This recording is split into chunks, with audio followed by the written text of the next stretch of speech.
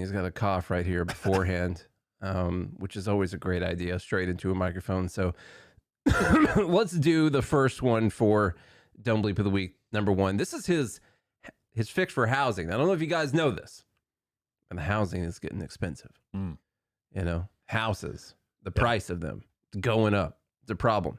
And so by the way, that reminds me, I just saw a neighbor list their house down the street. Yeah. I don't know if you saw it when you pulled in, the one on the corner there. No. Okay. I'll tell you what they listed it for after the show. Is it a lot? Ridiculous. Okay. Well, you should sell this one then. I don't know if it'll sell for that. You should buy that one. Oh yeah, that's right. Rent it out to people. There you go. You're welcome. Yeah. So the federal government gets people together like in a bunch of rooms, and they just got teams of people thinking stuff up and people backing them up, and they say, well, we got a problem. Housing's too expensive. And they come up with this novel plan, this crazy idea. So crazy it just might not work. And so what they're going to do, get this, Charlie, I'm surprised they came up with this. They're going to try to subsidize the cost of housing for people. Yeah. You know, which will definitely make the cost go down. A crazy plan. And I'm so I'm so enthused that they were able to spend all this time thinking about this problem and come up with the idea that the government should try to subsidize the cost of housing to make it more affordable. It's like Costco said, how did we not think of that? This is nuts. Good job on them. Here we go. I know the cost of housing is so important to you. If inflation keeps coming down, mortgage rates will come down as well. And the Fed acknowledges that. But I'm not waiting. I want to provide an annual tax credit that will give Americans $400 a month for the next 2 years as mortgage rates come down, to put toward their mortgages when they buy their first home or trade up for a little more space. Just for 2 years. And my administration is also eliminating title insurance on federally backed mortgages. When you refinance your home, you can save $1,000 or more as a consequence. For millions of renters, we're cracking down on big landlords who use antitrust law, who break antitrust laws by price fixing and driving up rents. We've cut red tape so builders can get federally financing, which is already helping build a record 1.7 million new housing units nationwide. Now pass and build and renovate 2 million affordable homes and bring those rents down. That'll work. That's a great idea. Yeah. Why didn't anyone else ever think of that? Just keep bringing up the error screen right there. So I did pull up an article on this from Investopedia. Listen, housing is expensive. It is. And interest rates are high, and that adds a lot on the cost of a house. Like if you buy the idea that you should bank on the fact that you're going to get this credit for 2 years and then be able to refinance at a cheaper rate. Like we know for sure that's in 2 years, the rate's going to be less. That's a great idea. Now, if it is, that's good. Refinance. That's great. Awesome. What if it's not? What if it's higher?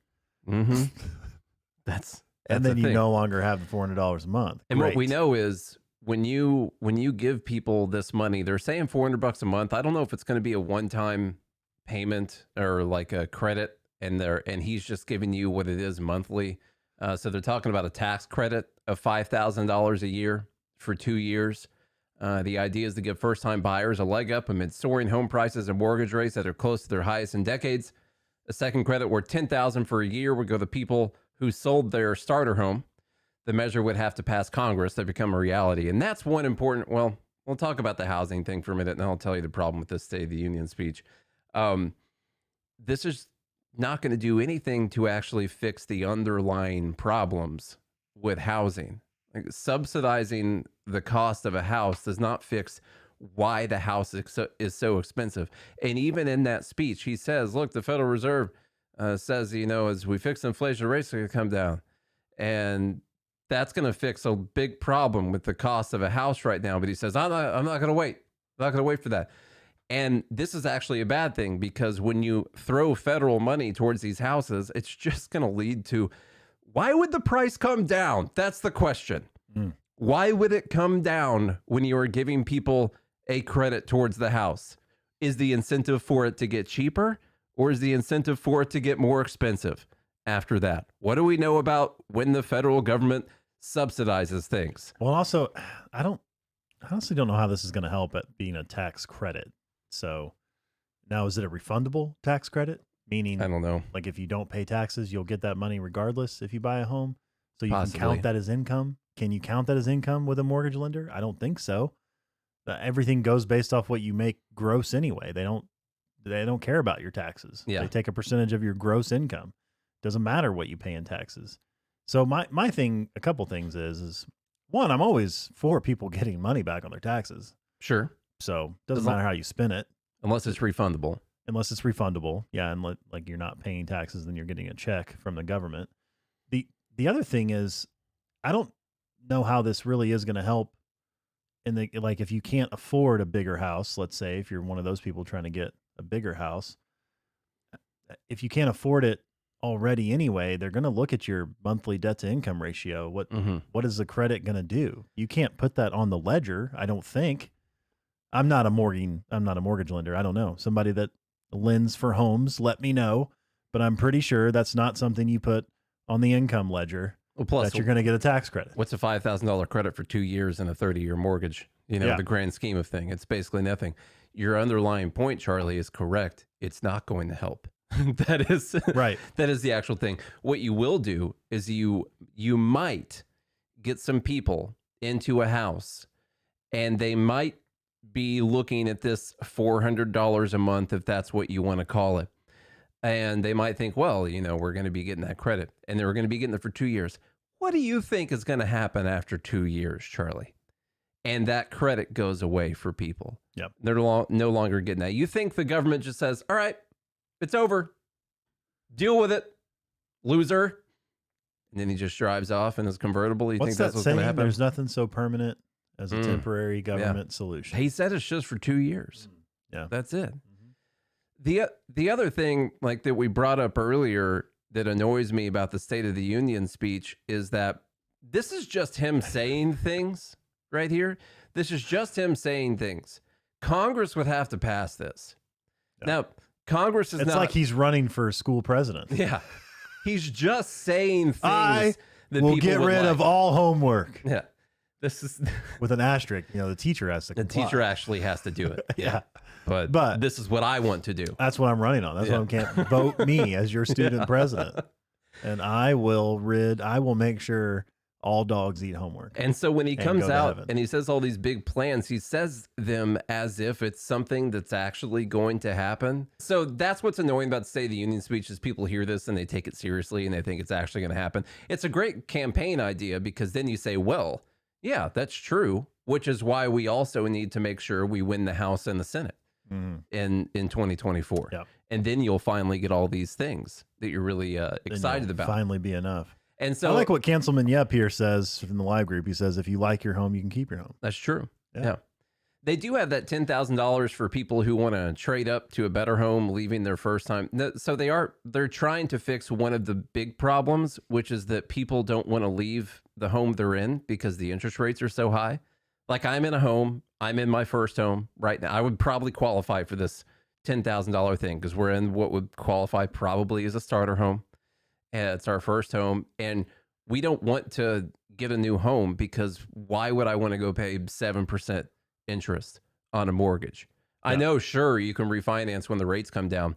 If they ever come down, 7% is still low historically. Yeah. So are they going to come down or not? And so we are sitting in our house. So what that does is that actually slows down the supply, your churn rate on those first time homes for people, those starter homes for people, because people don't want to leave the house that they're in right now. So they're trying to find a way to get people to leave the house that they're in so someone else can come in and buy that as their first time home. So ultimately this is backed by the banks.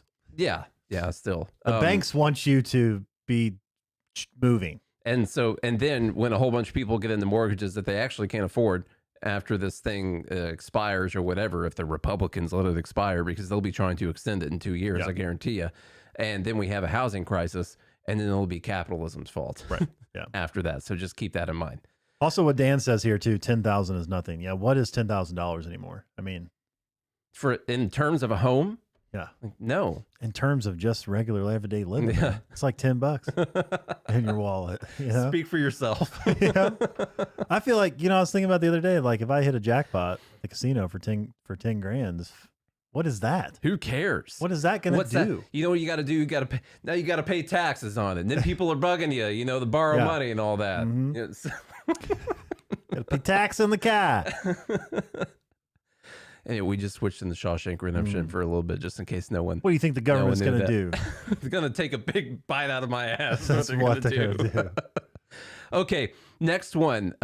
Minimum taxes on corporations and billionaires for Dumb Bleep number 2. Number 1 was the housing idea. Number 2, we'll go into the taxes part. By the way, the first couple of years we cut the deficit. Oh, sorry, the deficit part too, because he's going to talk about how he cut the deficit. So I don't have to cut in.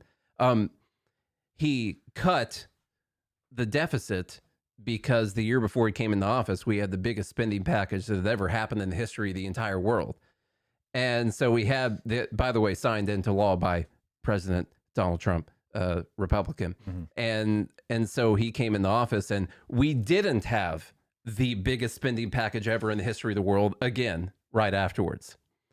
And he proposed what would have been an even bigger spending package in the history of the world called the Build Back Better plan, which was like freaking $4 trillion or something like that. And Congress didn't pass it. And it got blocked by Manchin and Sinema, I believe. 2 senators prevented whatever, America being built back better or whatever. Democracy. Democracy, yeah. 2 people prevented democracy. Simply. Plus 50 other people, but whatever. Well, the vote rested on those 2 people. Yeah. And so first off, if he would have gotten that spending package, he would have increased the deficit, but he didn't get it because those senators blocked it, and that was a bad thing at that time. And 2, the deficit decreased because we didn't have the CARES Act again, and we didn't have the pandemic. And so acting like you reduced the deficit because you're some fiscally responsible budget hawk kind of guy is just a straight up lie. That's all it is. By the way, the first couple of years we cut the deficit. Now let me speak to the question of fundamental fairness for all Americans. I've been delivering real results in fiscally responsible ways. We've already cut the federal deficit. We've already cut the federal deficit over $1 trillion. I signed the bipartisan deal to cut another $1 trillion in the next decade. It's my goal to cut the federal deficit another $3 trillion by making big corporations and very wealthy finally beginning to pay their fair share. Now, when he says cut the deficit by $3 trillion, just so you know, he's giving you all 10-year numbers. So he's talking about cutting it by $300 billion. So when we're running $1.5 trillion deficit or something like that. Yeah. And so that's just to clarify that part. And he's finally going to make people pay their fair share. That's how Mike Johnson rolled his eyes for that very purpose we talked about. The fact that he claims to have cut the deficit. Which, by the way, it looks again like Mike Johnson is a real person. So more confirmation on that. I'm a capitalist. If you want to make or can make $1 million or millions of bucks, that's great. Just pay your fair share in taxes. A fair tax code. Like your son does. It's how we invest things to make this country great. Healthcare, education, defense, and so much more. But here's the deal. The last administration enacted a $2 trillion tax cut. Overwhelmingly benefit the top 1%. Because the very they pay wealthy, taxes. the biggest corporations. Yeah. And exploded the federal deficit. They added more to the national debt than any presidential term in American history. Check the numbers. Folks, the other thing, one thing that annoys me with this is that, yeah, it's true. They added more to the national debt. Like, that is true. And this is not an excuse whatsoever. There was a pandemic that happened in 2020, which is why we ended up having the CARES Act. And I think one other bill that had a bunch of money in it too. And that's where a bunch of it came from. Now we already were against, by the way. We already ran like $1 trillion deficit the year before that anyway, and maybe the year before that too. I can't remember. And then they had the CARES Act come in. The reason I hate it when people like Biden mention this and say they added all this to the debt and to the deficit is that implies that had Hillary Clinton been the president at that time, that they wouldn't have had the CARES Act, or that it would have been smaller. Yeah. And that they wouldn't have spent as. So you're implying that if the pandemic would have happened while a Democrat was the president, that you wouldn't have done stimulus checks and that you wouldn't have bailed out the airlines or any of the other businesses that in all likelihood, the bill would have been bigger.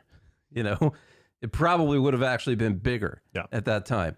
And or at least the same. Or at least the same. Yes, that's true.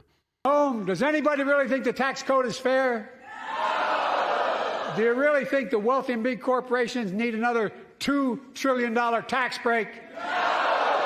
I sure don't. I'm going to keep fighting like hell to make it fair. Under my plan, nobody earning less than $400,000 a year will pay an additional penny in federal taxes. Nobody, not one Just penny. a penny. The lie behind that is that inflation is a tax, and everyone has seen, at least since he became president, an 18% inflation since he came into office. That is not all his fault. We've mentioned several times now the CARES Act, and that was signed by Trump, of course. That kind of started the fire. That got, if you're sitting there starting a fire. And then Biden... And back then we were arguing with all the modern monetary theorists about we're going to see inflation. They're like, no. As long as we invest it correctly, we won't see the inflation. And then the inflation happens, and then they just get quiet. And it's still not their fault. Yeah. He did say, thanks Costco, he did say fight like hell. So I do think that that's inciting violence, I'm pretty sure. And probably impeach him for that. Yeah, not a bad idea. Haven't yet.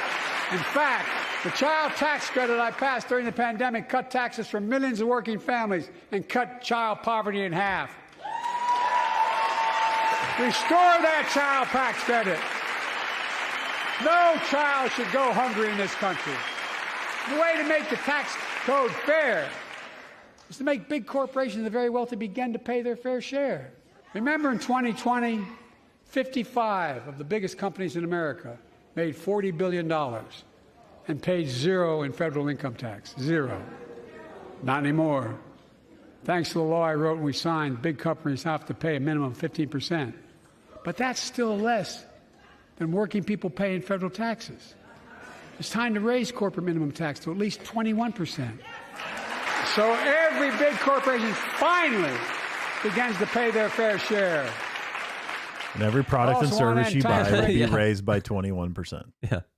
That's so the other the corporate tax rate is 21% right now.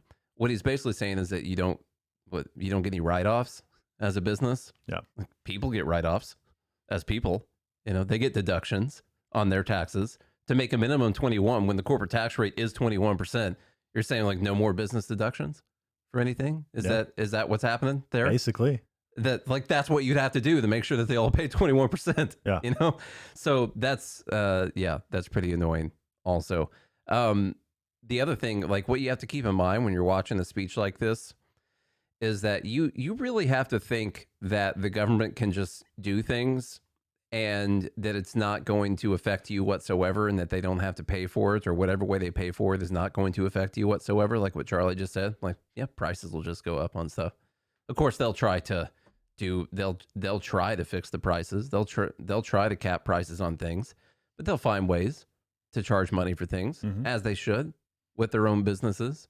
And so you really have to believe that there is a such thing as a free lunch to actually hear an entire speech like this and think that these are good things and that they're possible and all. This is entire speech of like fake things and lies and propaganda and things that will never happen.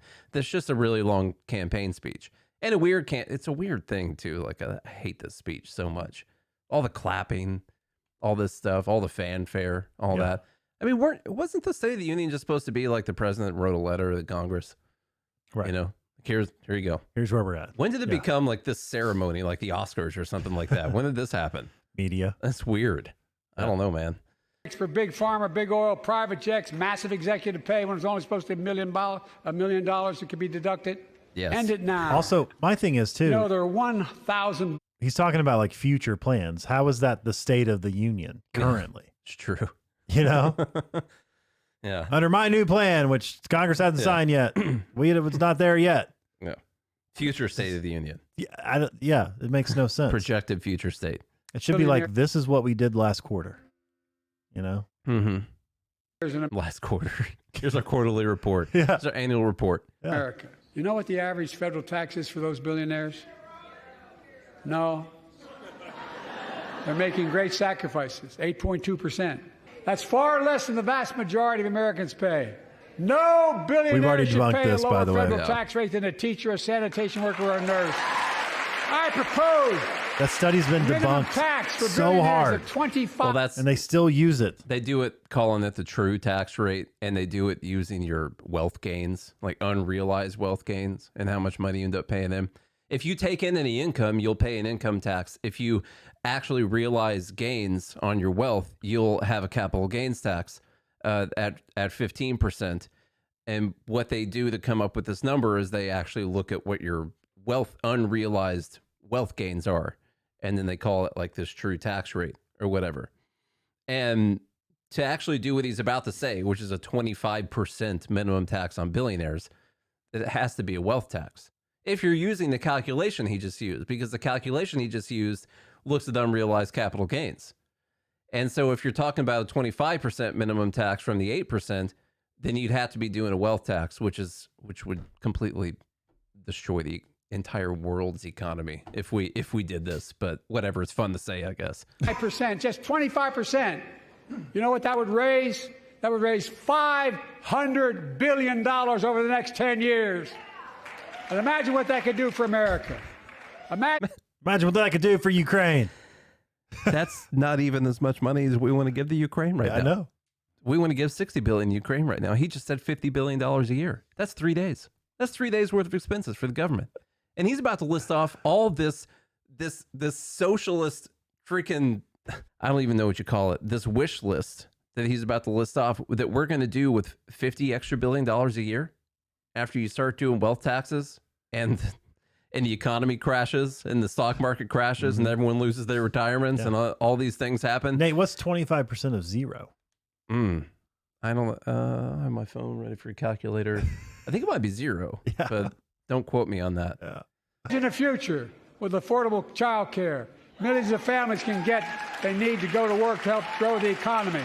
Imagine a future with paid leave, because no one should have to choose between working and taking care of their sick family member. Imagine the future of home care and elder care and people living with disabilities, so they can stay in their homes and family caregivers can finally get the pay they deserve. Well, that's an important one to him. Yeah, so you're going to get... Imagine there's no people. Yeah, there you go. Problem solved. Okay, so I think we talked about that plenty during the video itself. Those are all terrible ideas. A 25% minimum billionaires tax would have to come from a wealth tax. To actually tax those people that amount of money, which is on unrealized gains, they would have to sell their ownership in these companies. You'd have to have enough people to buy all that, while all the other people are having to sell too. You know, all of those billionaires, people that come in and buy it. The prices would be crazily depressed when they actually get bought out. It would chase itself down to the bottom. Well, Nancy Pelosi might buy them. Yeah, that's true. She'll buy them when they get down there. She will. All right, number 3. This is a post from Good Morning Liberty. How about that? GML with Nate and Charlie. There was another part in this speech. Is that this video? Yeah. Okay. On expunging thousands of convictions. Nope. All right. They're talking about marijuana. Okay. And, Mary Jane. Pardoning people, stuff like that. And there's just a part here that bothered me here for number 3, which is how excited Kamala Harris was when he said this and all the applaud. And what you have to keep in mind is that Kamala Harris, while she was prosecutor, oversaw over 1,900 marijuana-related convictions while she was in California. And Joe Biden was a dude who wrote the 1994 crime bill. You know, three strike rule. Probably responsible for billions of minorities in prison. Yes. Yeah. And so now they're going to talk about... And then his own son does crack. Now they're going to talk about reclassifying marijuana, which we agree with. I completely agree. And I posted this on Twitter. And, well, let me play the video. It's only 15 seconds, and we'll talk about it. My cabinet to review the federal classification of marijuana and expunging thousands of convictions for the mere possession, because no one should be jailed for simply using or... Look at her pop simply up. using or There you go. I don't know why it's not loading right now. Must be this whole Twitter thing that's going on. Huh. It's the first one we actually tried to play off of that browser. Now I'm having issues with it still. Huh, how about that? Anyway, she pops up. She's super excited about it. It's a good thing what he's talking about. Reclassifying marijuana for sure. Expunging the records Yeah. of people who have possession Yeah. of a plant. People not actually, having to go to prison for smoking a plant or possessing a plant. Like, that's a great thing. And on this post that I made, people said, well, yeah, we should make fun of people when they realize that they were wrong and change their ways on something. And I'm like, no, it's a good thing when you change your ideas on something. It is. When you figure out that you were wrong on it and you come out and you go in the other direction. My response to someone was, did they apologize? Did Joe Biden say, hey, I'm sorry? That whole crime bill thing, 3 strike and all that. I'm sorry about the millions of people whose lives were ruined because of this. Did Kamala Harris say, like, I'm really sorry for everyone? No, she laughed about how she used to smoke weed. Did anyone apologize? Or is this what happened? And then they act like they're the there you go. they act like they're the heroes. Exactly. You This is know? what happens. They come out, they sweep it under the rug. They expect that no one is going to pay attention to What it. every abuser does. And then they are the saviors of these people that they helped put in prison in the first place. Yeah. That is why it's a problem. If they come out and said, hey, I'm sorry, and I'm sorry to every single person that I helped put in prison that shouldn't have been in prison, and that was wrong of me to do that, Yeah. I would have a lot of respect for them for doing that, but they will never do it because they want to win re-election. It's like the That's it. abusers who beat their wife and then she's doing really poorly, so he takes her to the hospital. Yeah. Wait, well, I'm the one who took you to the hospital. Yeah. Well, you're going to leave me? When I'm the one who cared for you? I paid for those hospital bills. I'm the one who got you those crutches. This is weird. Senator Katie Britt of Alabama gave the Republican Party's response to the State of the Union. Did you see this? I did not see this. Okay, here's the problem. She seems like a nice enough lady. Okay, I don't know her personally, but she looks like we would get along. That's fine. That's totally fine. And they told her to go out there and be super serious about this and be super charismatic and I don't know, just real impactful with her speech. And here's the problem. She's a really bad actress. Okay, she's not going to get any Oscars for this performance. It actually just ends up coming off really creepy. And my dumb either goes to her, although it's not her fault. She's a terrible actress. I'm surprised she got elected because it takes a lot of acting to get elected in politics. It's also the Republican Party's fault for deciding that they were just going to pick a face to put on here and probably not do any screen testing on whether or not she could truly deliver the speech in the way that they wanted it delivered. And I think they cared more about the necklace she has on. It's the necklace. That's what it is. And so let's see some of this stuff if this is actually going to play. I never could have imagined what my story would entail. To think about what the American dream can do across just one generation in just one lifetime. This is the actual Republican response. But right now, the American dream has turned into a nightmare for so many families. How could she switch personalities like that so fast? The varnished state of our union. Scary. This is the scariest thing I've seen so far. With this, our families are hurting. Our country can do better. And you don't have to look any further than the crisis at our southern border to see it. President Biden inherited the most secure border of all time. Is this Gone Girl? But minutes after I'm telling my taking kids this is office, Gone Girl. he suspended all deportations. He halted construction of the border. Yikes Yeah. is the response I have. I'm telling my kids this is Gone Girl. For That is, sure. yeah, that is scary. Some of the, I think she just went into 4 different personalities and within 60 seconds. honestly, I think Kamala Harris does a better job doing this. I would have been less scared if it were Hillary Clinton giving the speech, Yeah. to tell you the truth. I see why she won. This. She might be the. Again, you can obviously not a great actress, but she was able to flip personalities pretty Yeah. quickly there. Yeah, that's terrifying stuff. Yeah. This is not that when you're just obviously acting like that, like this is so over dramatized that it just comes off as fake. And so then the problem is when you're giving the GOP response to President Biden's terrible State of the Union address with all the stupid things that he just talked about, and you put up this person who's trying to make this super dramatic and impactful for everyone watching, but she sucks at it really terrible, and she just comes off as fake and someone who can't act, well, then it kind of discredits the entire thing. So that's all I had to say about that. Also, do you think her kitchen is that clean? What? Do you think her kitchen is that clean? Well, it is in that specific spot. Or she's got a green screen behind her. I don't know. One of those things. Which one do you think it is? I don't know. Okay, real quick, interrupt Dumb Bleep because it is Bailey's birthday. So happy birthday. How about that? Bailey. And today is International Women's Day, I guess. Is it? Did anybody know that? Is that today? Oh, I didn't think we were supposed to celebrate that until 2 p.m. Are you feeling like an international woman? I am, yeah. Yeah. For today. I feel it. Man, I feel like an international woman. There you go. Yeah. International Women's. It's a day. They don't get a whole month? Well, for international women, internationally. Is this one of those dumb days that they picked because that's when women earn as much as a man earned last year or something like that? I don't know. Huh.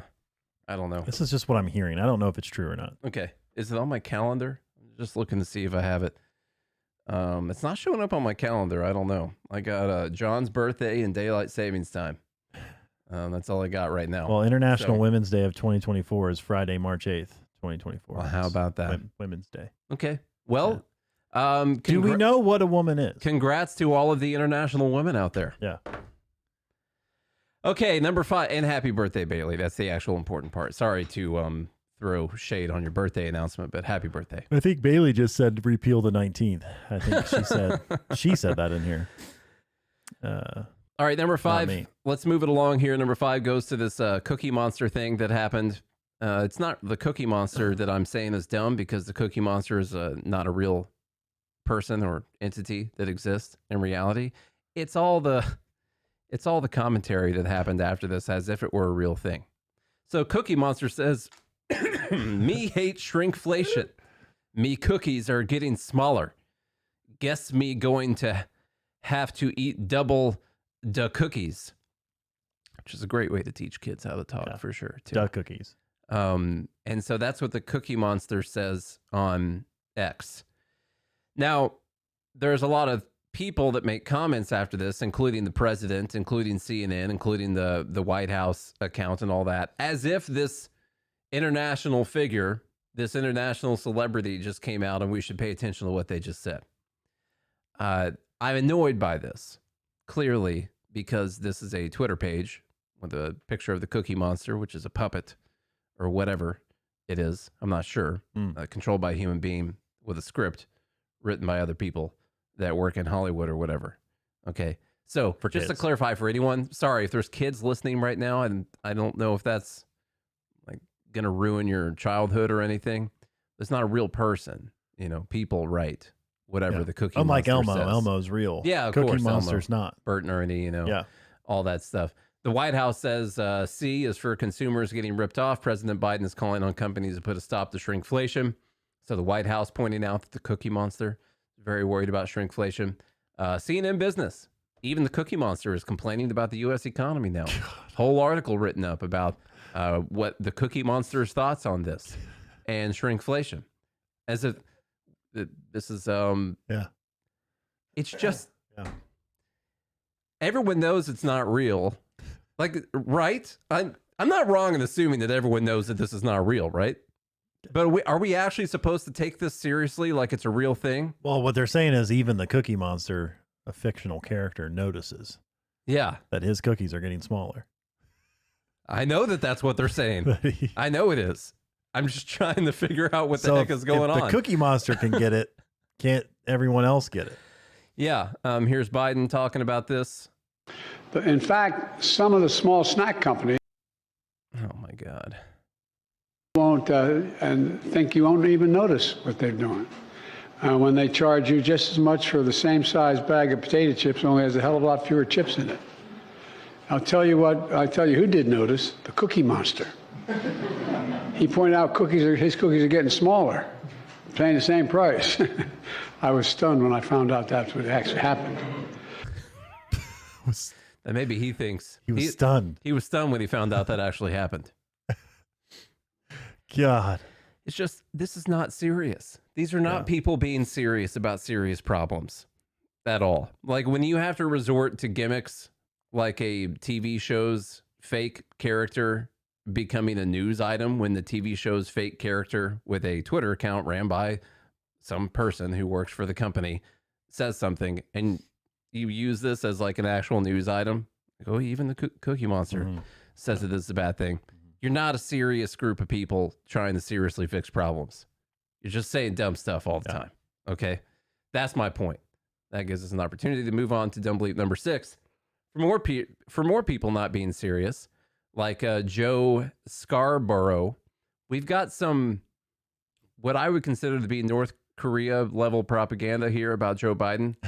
It makes me think of that movie, The Interview. Korea level. It is, you know, like an interview. God, last night when I was scrolling Kim? Twitter, because we follow a lot of left accounts, it was just S&D after S&D after S&D.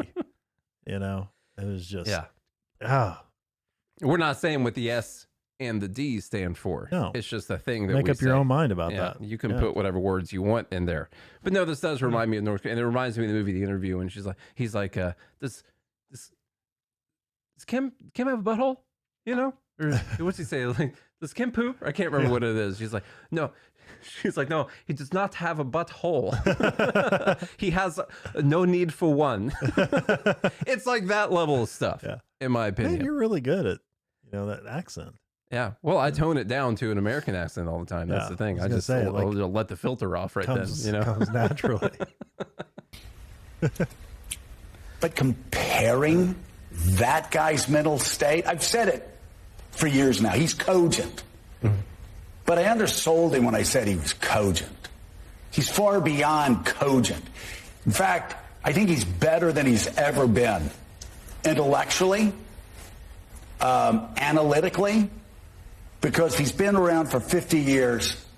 And, I don't know if people know this or not, Biden used to be a hothead. Sometimes that Irishman would get in front of the reasoning. Sometimes he would say things he didn't want to say. This is, and I don't really, I don't really care. Start your tape right now, because I'm about to tell you the truth. And F you if you can't handle the truth. This version of Biden, intellectually, analytically, is the best Biden ever. Not a close second. And I've known him for years. The Brzezinskis have known him for 50 years. If it weren't the truth, I wouldn't say it. And you can believe him because he said that it's the truth. And if it weren't the truth, then he wouldn't say it. And so you can trust him. Take that to the bank. Unless you don't believe in democracy, or if you're a conspiracy theorist or something like that. Unless somehow you thought that he was just out there trying to carry water for Biden because he wants Biden to get reelected. And one of the major problems with Biden is that he's old as hell and can barely put words together in a sentence and understand. Like, I couldn't even get our transcription service to figure out what the heck Biden was saying, and so unless you think that maybe, just maybe, he's out there just spinning BS to try and make people think that Biden's not that bad after all, I mean, that's if you're a crazy conspiracy theorist, But this is where we are. This is the media. This is Gaslight NBC, of course, that he's on. And everyone, does this stuff actually work for people? What percentage of people do you think that actually works for? Half the country. You think? Half the country. Because a large percentage of Democrats also think that Biden is way too old to be president. Yeah, well. So maybe not quite half the country. A lot of people, you saw, because the leftists are pandering, but I think a lot of people who are in that silo are going to look at this speech and be like, oh yeah, whoops. He was coherent for most of that. Yeah. He only flubbed a few times, and compared to the flubs I've seen before, that was a sharp State of the Union. They're going to keep hammering that home. And so people that are in that silo, that's going to keep them there. They're not looking at the full picture. So, plus he's not Trump. Yeah, that's true. That's the Not biggest thing Trump. he's got going for him. That's what they should go with. guys- yeah, Instead of it's just not- a sign for it's not Trump. Shouldn't. Yeah. All right, number 7. This coming from Jess Piper. She's got 2 entries about school choice in here, so we're moving away from Biden, the State of the Union propaganda, to a couple dumb things. And unlike normal dumb bleeps, where I really try to stack on the dumb and the dumb and the dumb until we get up to number 10, because of today's technical difficulties. Because of the error of your ways. Yeah, we've probably already passed the best ones.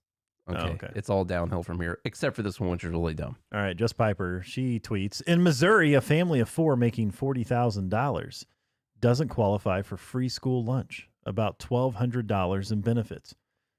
In Missouri, the new school choice scheme will allow a family of 4 making $220,000 to qualify for school vouchers, about $14,000 in benefits.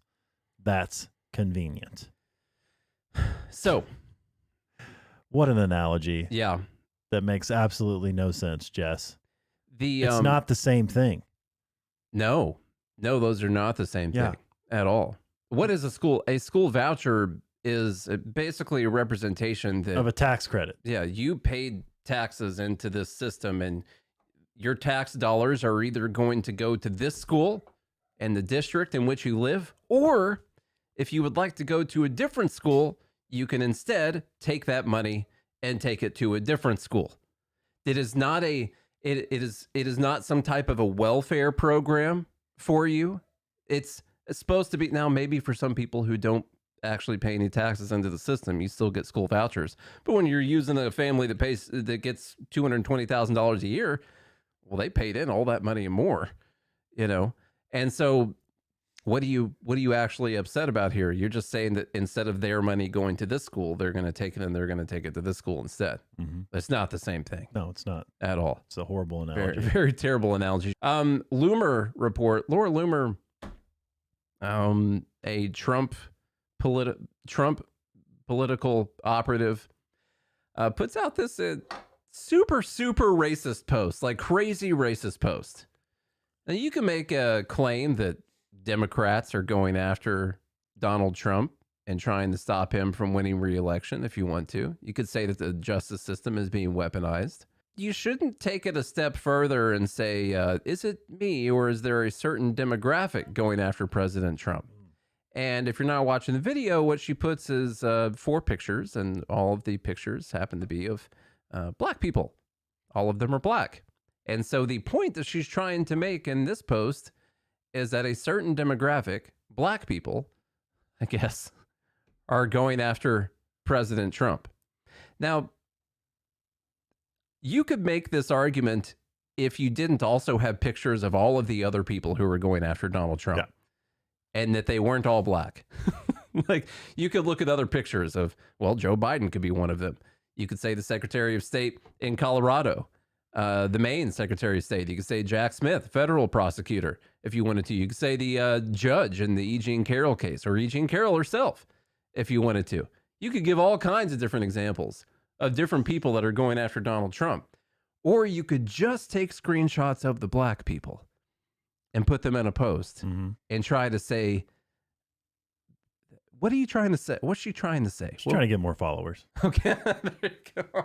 It's about being controversial. See, I was actually trying to ascribe some kind of a meaning behind what she was trying to say, and I think you hit the nail on the head. It's about being controversial, as controversial as you possibly can to get as many followers as you possibly can. She's trying to get followers. Yes. This is what she wants. She wants people talking about it. If I were Trump or any other, which by the way, there were this to me is like selling your soul, you know, for the fame. Like you're giving up on any principles you could possibly have. And it's like, well, if I get more followers, I'll be a little racist. It's fine. Yeah, sure, whatever. It's man. I back off sometimes, which is why we might be the most, forever mediocre podcast there ever will be. So some of our best posts lately, I've been posting on comments, because you get a lot more viewers on your comments on people's posts than your actual posts do as a percentage of the amount of followers that you have. And I've intentionally commented some stupid things. Like, I know that there are inconsistencies in the argument that I was making. At the time I typed it out. Like I knew that. But I was like, this is going to get a lot of likes. And so I commented it. Oh, it's happening. Lo and behold, it got a lot of likes. It's happening. The compromising of Nate's principles. It was on a Nina Turner post. And don't justify your heinous acts to me. I just intentionally went. I have to have you take my name off of that. Good Morning Liberty with Nate. These are the opinions of Nate. All right. Speaking of things that are racist, I guess I didn't mean to tie these two together, but here's number 9, AG Merrick Garland, talking about voting rights. And of course, once again, Republicans are trying to stop black people from voting because I guess Republicans know that there's no way that black people can afford to get IDs or they can figure out how to go to a ballot box or anything like that. And Democrats are, that's why they're trying to pass laws like this, is to keep black people from voting. And so, of course, Democrats also know this fact of life, according to them, and they're trying to protect the minorities. Guys, just imagine going in front of a room full of black people and actually talking about these things like you believe that they were true. Like, that's what you're saying. I know that there's just no way y'all can afford to get driver's licenses. Oh, I know that you can't afford the groceries. I know that you can't figure out, you know, if we don't do mail-in ballots, if we don't actually have a physical person walk a mail-in ballot to your house and have you sign off on it and then take it from you, there's just no way you can go to a polling booth. I get it. It's just not possible. You don't have access to the internet. You can't look these things up. Okay, here's some. The right to vote is still under attack. And that is why the Justice Department is fighting back. That is why one of the first things I did when I came into office was to double the size of the voting section of the Civil Rights Division. That is why we are challenging efforts by states and jurisdictions to implement discriminatory, burdensome, and unnecessary restrictions on access to the ballot, including those related to mail-in voting, the use of drop boxes, and voter ID requirements. That is why we are working to block the adoption of discriminatory redistricting plans that dilute the vote of black voters and other voters of color. I try to get him the benefit of the doubt a little bit and just say, like, maybe he does really think that black people can't figure out how to vote. I don't know why I'm trying to give him the benefit of the doubt on that. I'm trying to. I also would like to give Republicans a little bit of benefit of the doubt, which is also terrible. Like, what if you actually think that things like mail-in voting and drop boxes and not requiring voter ID actually makes an election less secure and opens it up for more fraud, which is actually dangerous to democracy when possibly there could be fraud, or in fact, even the threat of fraud could make people not have any trust in our institutions. And that maybe they want to fix that. And if you have voter ID requirements and you had specific polling places and you didn't have widespread mail-in balloting, that actually when there was a result in an election, all of the country would be like, okay, yeah, that was the result in the election. I didn't like that, but there you go. Yeah.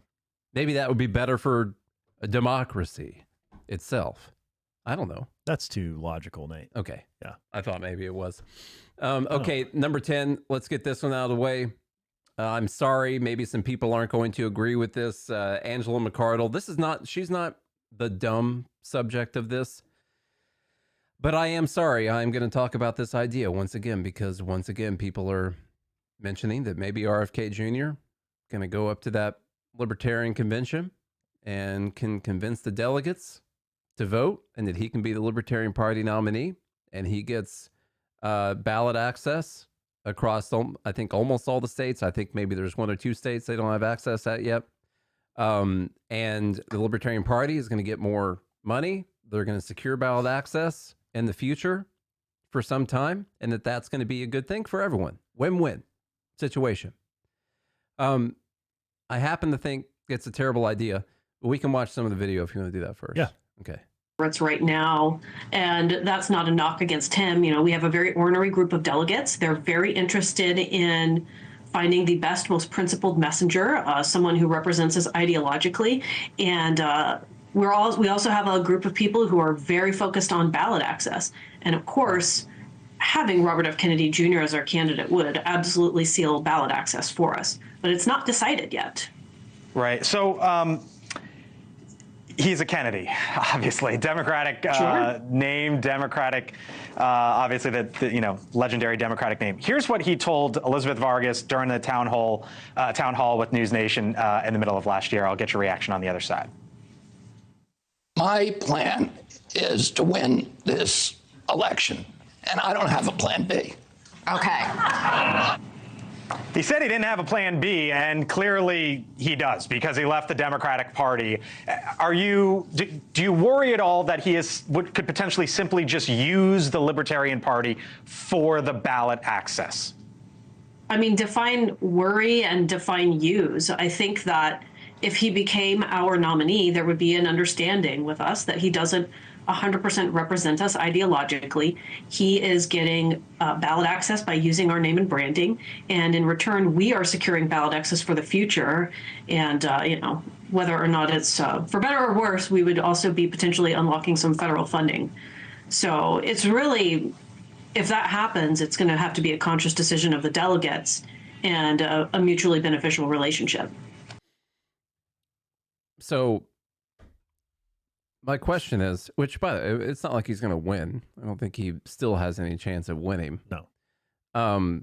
My question is, because I understand all of the points. I get it. It would be great for the Libertarian Party itself to have it would be the biggest Libertarian Party vote that there had ever been. Sadly enough, not for a Libertarian. So that's a problem. But it would be the biggest one. They would raise the most amount of money for the party. Maybe that helps people on the down ballot side, other smaller races. It would be good for them to use that as a way to raise money. I get all the arguments. I understand them for sure. So why not Nikki Haley? That's why. If the idea is you're just going to run someone because it's going to help you with ballot access around the country and you're going to raise a bunch of money and unlock federal funding, why not Nikki Haley? Why not Gary Johnson and Bill Weld? Yeah. Why not Bill Weld? What's wrong with that? What's the problem? Yeah. Joe Rogan. I know what RFK has got a few good ideas, and he was against some of people say he was good on COVID. He wasn't good on COVID lockdowns at all. He is good on the vaccine side of the COVID problem. I don't trust. I mean, seriously, if I put him up to Nikki Haley, I know people are thinking war. RFK is as big or bigger on Israel as Nikki Haley is. So you're not going to get out of that one. The difference probably would be with the Ukraine funding. But at that point, you're talking about a difference of a couple $100 billion, something like that. I trust Nikki Haley more on the environment. I trust her more on taxes and penalties on businesses. I trust her more on guns. I'm not trying to make an argument for Nikki Haley right now. What I'm trying to say is... Nate's voting for Nikki. What I'm trying to say is, where do you draw the line? What makes him more libertarian than any other number of people who would draw even more votes than he would? That's my question. She even wants to do entitlement reforms. Like, I'll keep talking about this. She even wants to do that. Is Trump a conservative Republican? No. Trump is a 1995 Democrat.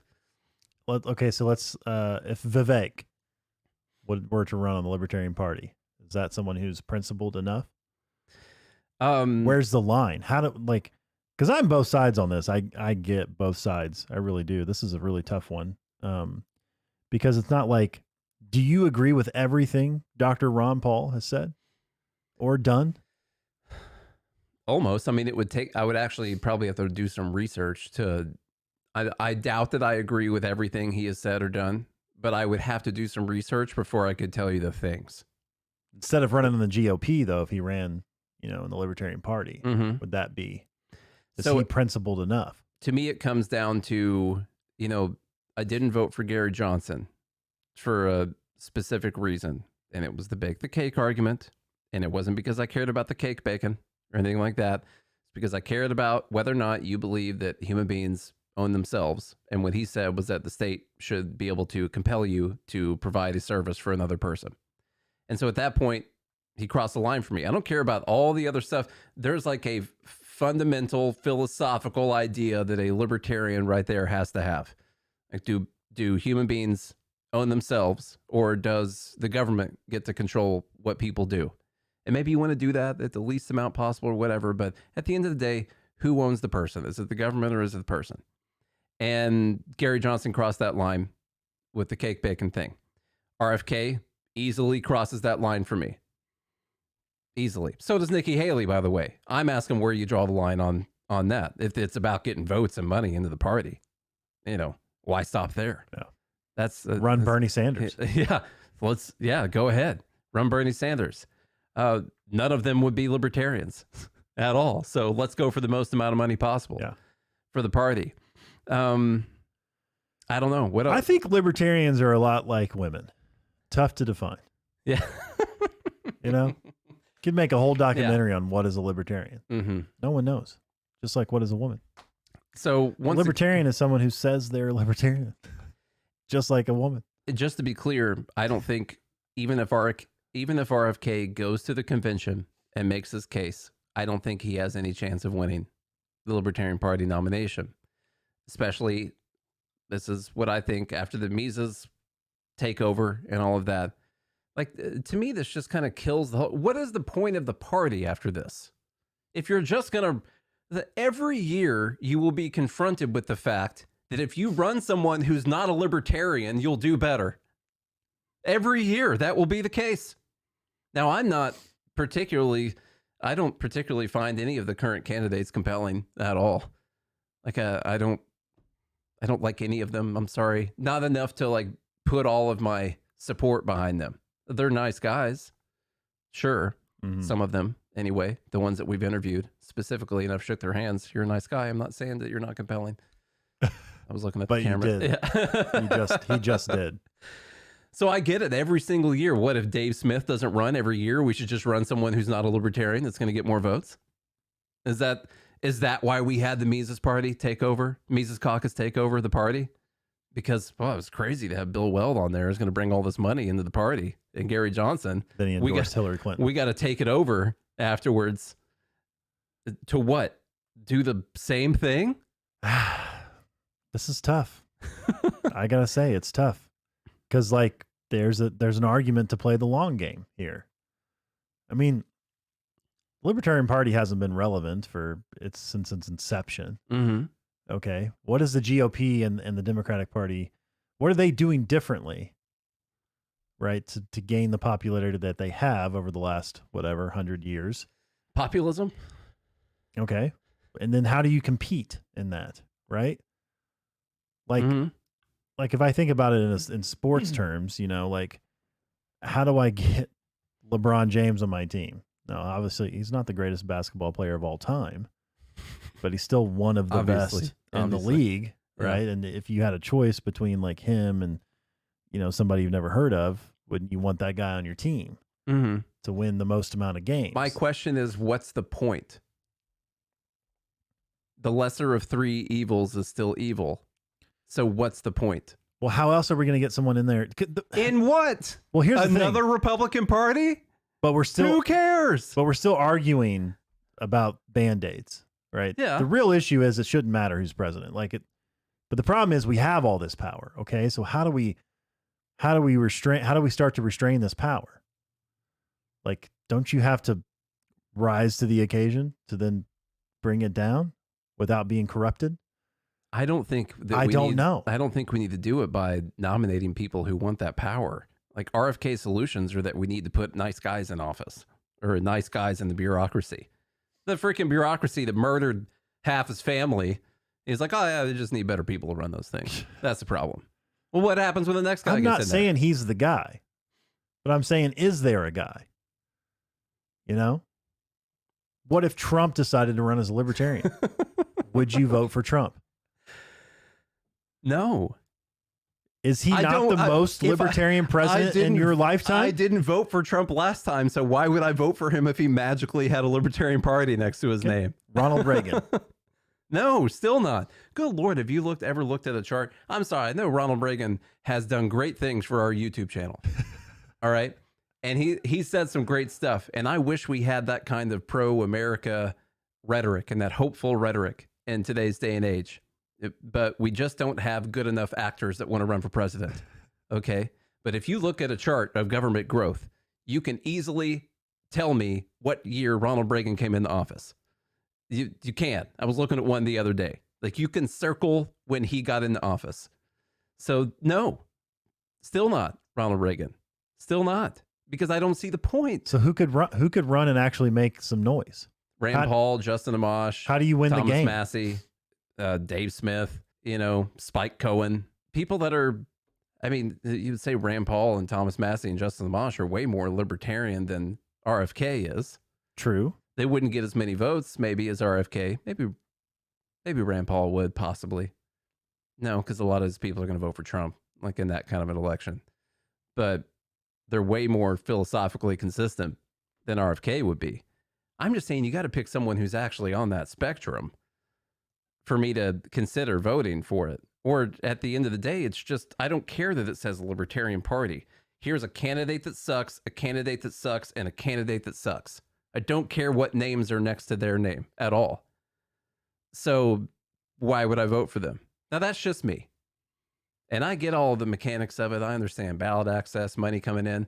But the problem is, once you decide to do that, guess what? Next election cycle, you're going to be faced with the same problem. And I'm not saying you're wrong. I probably agree with you. I'm very much against compromising principles for any sort of other gain, because again, what I just mentioned earlier, you're selling your soul, for popularity or whatever the case may be. I'm very much against that. My question is, how does the Libertarian Party have a principled candidate that can actually slightly challenge the status quo?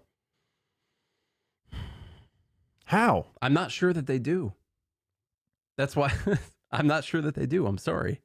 As it might be my actual answer. And I would take Vivek Ramaswamy on the ticket over RFK any day. When it comes down to the bureaucracy, at least Vivek understands that these agencies have to go. Or if he can't do that, he understands that almost all of them need to be fired. At least he gets that. RFK wants to reform them and show them the right PowerPoint presentations to make them good people or something like that. How does a Javier Milei in Argentina how do we get that in America? Well, they have an open election system where, their primary, it's kind of like how California just did it. I'm pretty sure in their primary, like the top two candidates are the ones who move on to the general election. They've got a very different election system. And the way Javier Milei makes it is that you get the 200% inflation and you have half the country in poverty. And at that point, people will listen to whoever's saying they're going to change things with a chainsaw. So I'm not saying it's an easy fix, and I get all of the arguments for it. I totally understand. But I'd have to, if you're going to compromise some, it's got to be someone who at least can be close to philosophically consistent with libertarianism. And RFK Jr. does not believe that people own themselves. He does not. And that is a core principle that any Libertarian Party candidate that I would ever vote for. So what you're saying is you should run for president? No, I will never run for president. All right, Nathaniel Paul, 2024. Will not do it. 2028. Yep. All right, let's get the votes in. Oh, yeah. We got to do that part. We got to vote. Still recording right now. Let's see. Number 1, Biden's housing comments. Number 2, Biden's comments on the minimum taxes for corporations and for billionaires. Number 3, the response to him saying that no one should be put in jail for weed. Number 4 was Katie Britt's GOP response to the State of the Union. Number 5 is the Cookie Monster being upset about shrinkflation. Number 6, Joe Scarborough and the North Korea level propaganda. Number 7, Jess Piper on school choice. Number 8, the Loomer report, or Lara Loomer racist demographic going after Trump thing. Number 9, Garland voter ID. And number 10, this idea that RFK should run under the Libertarian Party. And if you guys haven't noticed today, I'm wearing a couple merch items right now. I got a hat on right now that says taxation is theft. I got a shirt on that says power corrupts. And you can find both of these fine items at godhatesfeds.com. Or you can go to our website, goodmorningliberty.us. and you can find our merch store through that as well.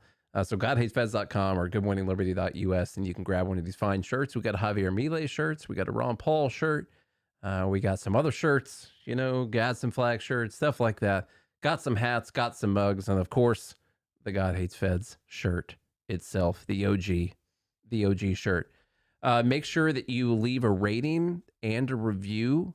I know that what you just heard was that wouldn't it be cool if people left rating and reviews?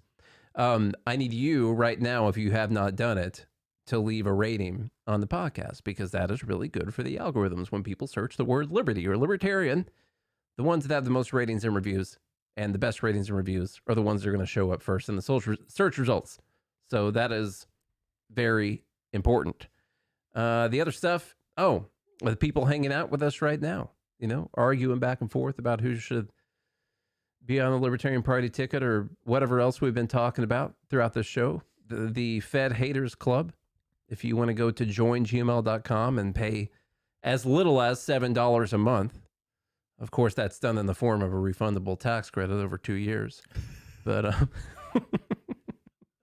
yeah, and we got to check your ID. Yeah, got to do that for sure. As little as $7 a month. Then you can go join the Fed Haters Club at joingml.com. Looks like minimum taxes. Yeah. Spread out though. The vote's pretty spread. Everyone's yeah.